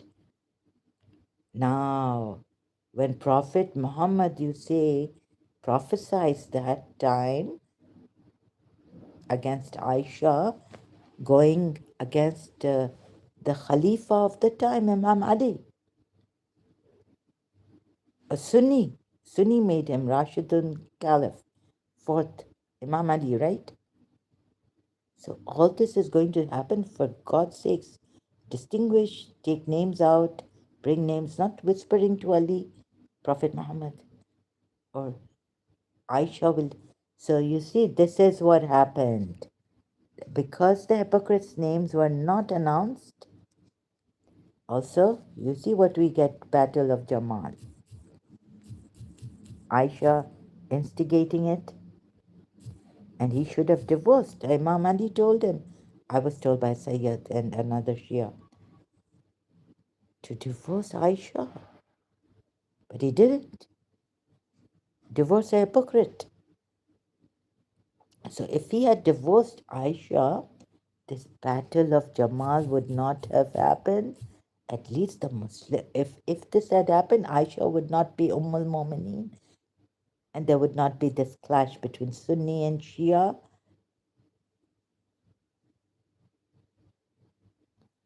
Instigated by Aisha. So you see, this is what your Allah has done. Shias and Sunnis. So hearkening to the hypocrite and disbeliever like Aisha and Surah Tahrim, what consequences? You killed those hypocrites, maybe that time, but read in context, read in context. Also, like, okay, read in context and zoom it in to the very in Medina, and then Imam Mahdi will come and do this. And oh, now what happened here? You see, since the hypocrites were not announced, the names were not announced, and Prophet Muhammad, okay, against those hypocrites, just mentioned in the Quran, like without names. At least see, and I can't show you, but clearly now this lady, she's a hypocrite, Prophet Muhammad's wife. See what happened. You didn't kill her.